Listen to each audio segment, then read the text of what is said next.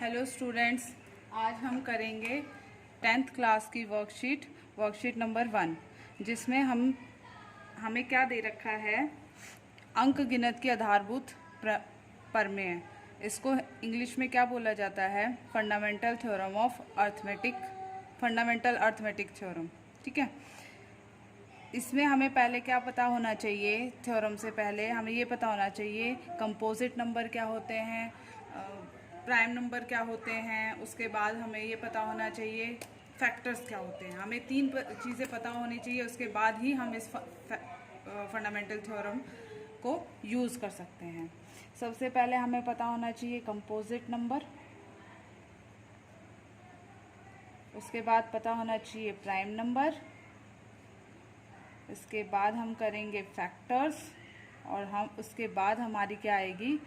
Theorem, fundamental arithmetic theorem, जिसको हिंदी में हम बोलेंगे अंक गणित की आधारभूत प्रमेय।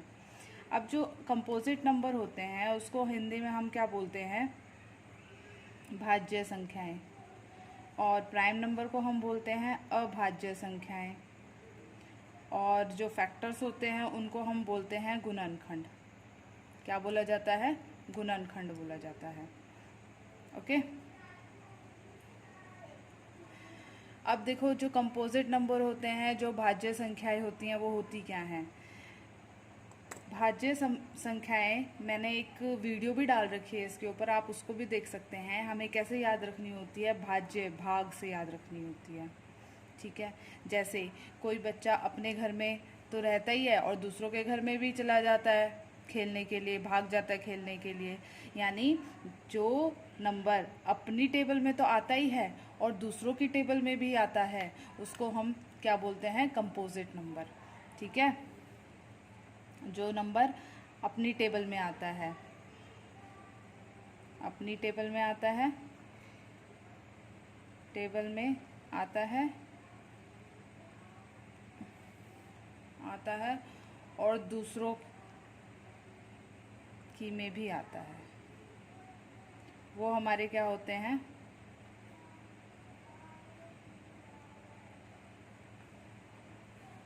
में आता है, वो हमारे होते हैं कंपोजिट नंबर। और कंपोजिट नंबर को हम कैसे याद रखते हैं? भाग से। ठीक है, भाज्य संख्या जो हिंदी वाले बच्चे हैं वो इस तरह से याद रखेंगे। फॉर एग्जाम्पल हमारा जैसे है 9 जो है वो 3 की टेबल में खुद की टेबल में तो आता ही है, 9 की अपनी टेबल में आता है, 1 की टेबल में आता है और 3 की टेबल में भी आता है। जो खुद की टेबल में तो आता ही है और दूसरों की टेबल में भी आता है, वो क्या कहलाते हैं? कंपोजिट नंबर कहलाते हैं। अब प्राइम नंबर पे आ जाओ। प्राइम नंबर क्या होते हैं? जो सिर्फ अपनी टेबल में आते हैं, जो सिर्फ अपनी टेबल में आते हैं। सबसे इजी तरीका है ये याद करने का। जो सिर्फ अपनी टेबल में आते हैं उनको हम अभाज्य संख्या और प्राइम नंबर बोलते हैं। जो कहीं नहीं भागते, सिर्फ अपने अपने घर में खेलते रहते हैं। फॉर एग्जाम्पल 2 अपनी टेबल में आता है, 3 अपनी टेबल में आता है। अब मैं फैक्टर समझा रही हूँ, गुणनखंड क्या होता है। उसके बाद कंपोजिट और प्राइम नंबर की डेफिनेशन में फैक्टर्स के अकॉर्डिंग आपको बताऊंगी। देखो, फैक्टर्स क्या होते हैं? गुणनखंड फैक्टर्स वो होते हैं, अगर मुझे किसी का फैक्टर निकालना है, ओके, तो मुझे ये देखना होगा वो किस किस नंबर से भाग होता है, डिवाइड होता है। फॉर एग्जांपल, अगर मुझे फैक्टर निकालना है 6 का, तो मुझे ये देखना पड़ेगा ये किस किस की टेबल में आता है। अब देखो, 6 1 से डिवाइड होता है, 2 से डिवाइड होता है, 3 से डिवाइड होता है और खुद से डिवाइड होता है। तो ये सारे इसके फैक्टर्स हैं, इसके गुणनखंड हैं 6 के।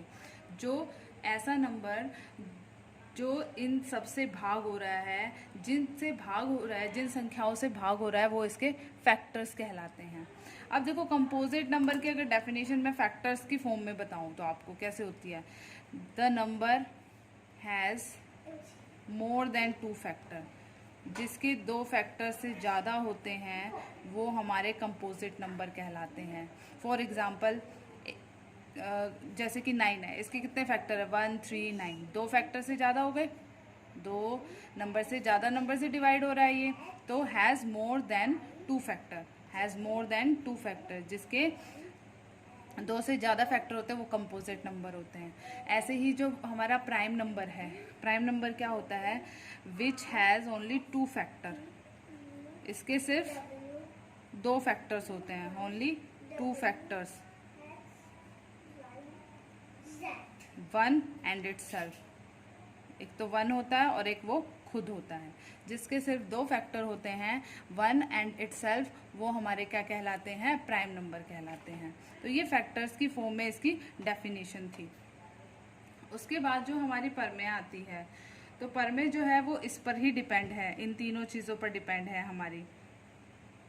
परमेय क्या कहती है, हिंदी में क्या कहती है, प्रत्येक भाज्य संख्या को अभाज्य संख्याओं के एक गुणनफल के रूप में व्यक्त किया जा सकता है, और यह गुणनखंड अभाज्य गुणनखंड के आने वाले क्रम के बिना अद्वितीय होता है। ओके, ये तो हमारी हिंदी में हो गई कि हिंदी में हम इसको किस तरह से बोलते हैं। इसको मैं अपनी लैंग्वेज में समझाऊंगी अभी। एक बार हम इसको ये देख लें कि इसको इंग्लिश में कैसे बोला जाता है। इंग्लिश में हम इसको कैसे बोलते हैं, हम वो देख लेते हैं।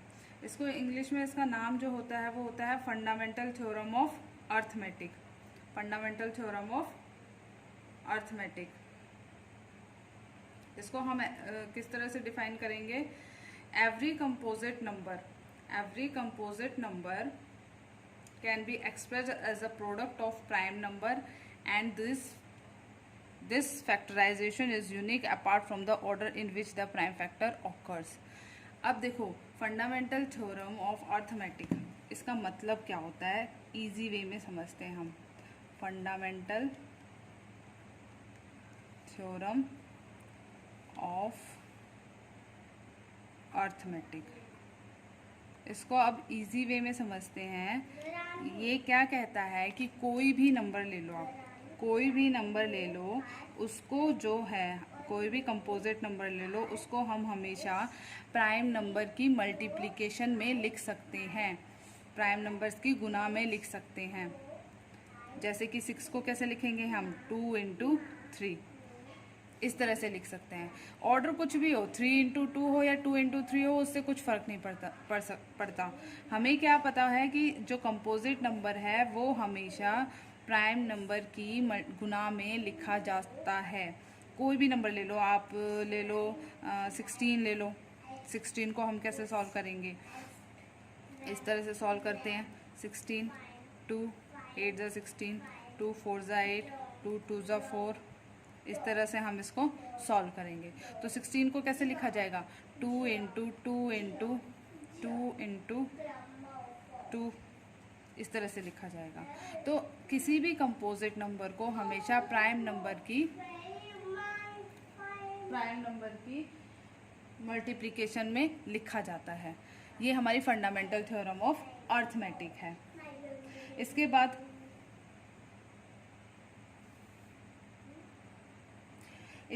हमारा आता है right all the factor of 24 and 36। हमें फैक्टर लिखने हैं 24 और 36 के, जो हमारे क्वेश्चंस दे रखे हैं। इसमें हमें क्या बताना है, 24 एंड 36 के फैक्टर्स बताने हैं। Which of these are prime factor of 24 लिखने। अब प्राइम, इसमें तो सारे फैक्टर्स लिखने हैं 24 और 36 के, और इसमें हमें ये लिखना है कि प्राइम फैक्टर कौन से हैं, प्राइम फैक्टर कौन से हैं।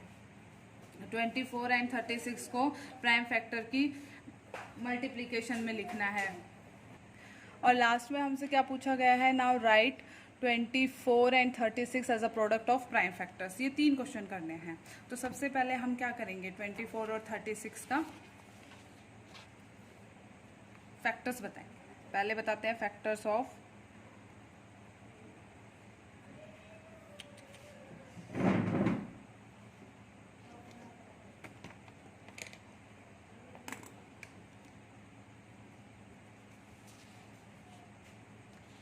फैक्टर्स ऑफ 24 के फैक्टर्स बताते हैं।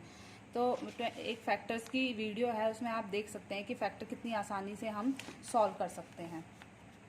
तो इसमें देखिए, जब हम 24 के फैक्टर लिखेंगे तो क्या होगा, सबसे पहले 1 1 के साथ हम इसका पेयर बनाएंगे 24, क्योंकि 1 की टेबल 1 इंटू 24 कितना होता है 24। अब ये देखना है 2 की टेबल में 24 कब आता है 12 पर आता है। 3 की टेबल में 24 कब आता है 8 पर आता है, 3 8 24। और फिर 4 की टेबल में 24 कब आता है 6। इसके बीच में बच गया 5। क्या 5 की टेबल में 24 आता है? नहीं आता, तो आप उसको चेक नहीं करेंगे। बाकी हमें टेबल चेक करने की ज़रूरत नहीं है, हमें सारे फैक्टर्स पता चल गए हैं, 1 2 3 4 6 8 12 एंड 24, ये इसके फैक्टर्स हैं। अब इसने बोला है कि इसमें से प्राइम फैक्टर कौन से हैं। प्राइम फैक्टर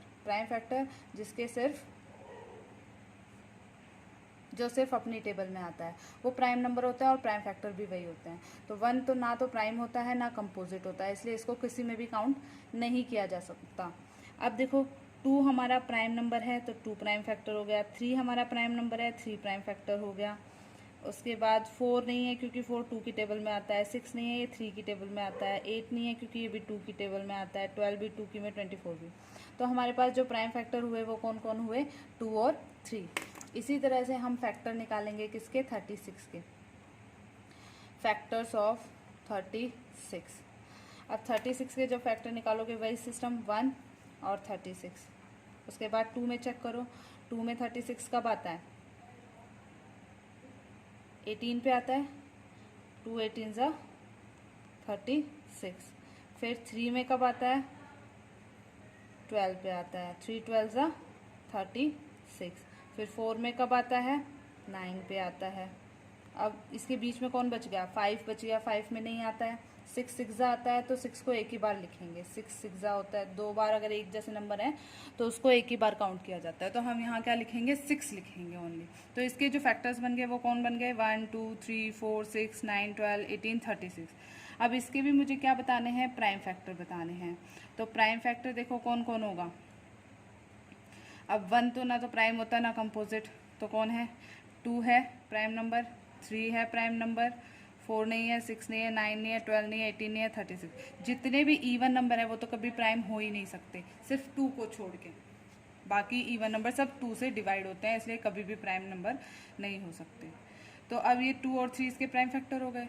अब नेक्स्ट क्वेश्चन क्या था, एक तो फैक्टर्स निकालने थे इनके, और क्या करना था हमें ये बताना था कि 24 को हम प्राइम नंबर की मल्टीप्लिकेशन में कैसे लिख सकते हैं और 36 को कैसे लिख सकते हैं, तो हमें ये करके दिखाना होगा। अब 24 को देखो 2 12 ज़ा 24, 2 6 ज़ा 12, 2 3 ज़ा 6, 3 3 ज़ा 1। यहाँ तक करना पड़ेगा जब तक 1 नहीं आ जाता। तो 24 को हमने कैसे लिखा 2 इंटू 2 इंटू 2 इंटू 3, इस तरह से लिख दिया। तो ये प्राइम नंबर की मल्टीप्लिकेशन में लिखा गया है। ये हमारी फंडामेंटल थ्योरम कहते हैं, किसी भी कंपोजिट नंबर को हम प्राइम नंबर की गुणा में लिख सकते हैं। अब यहाँ आ जाओ 36 पे, इसको देखो 3 1 ज़ा 3 2 ज़ा 6, फिर 3 4 ज़ा 12, 2 2 ज़ा 4 और ये 1। तो 36 को हम कैसे लिखेंगे 3 इंटू 3 इंटू 2 इंटू 2, इस तरह से हम इसको प्राइम नंबर्स की मल्टीप्लिकेशन में लिखेंगे। तो जो क्वेश्चन ऑफ द डे है वो आप अपने आप ट्राई करेंगे with the help of this video. तो ये वीडियो सब देखेंगे और जिसको भी अच्छी लगे वो शेयर और सब्सक्राइब ज़रूर करें। Thank you.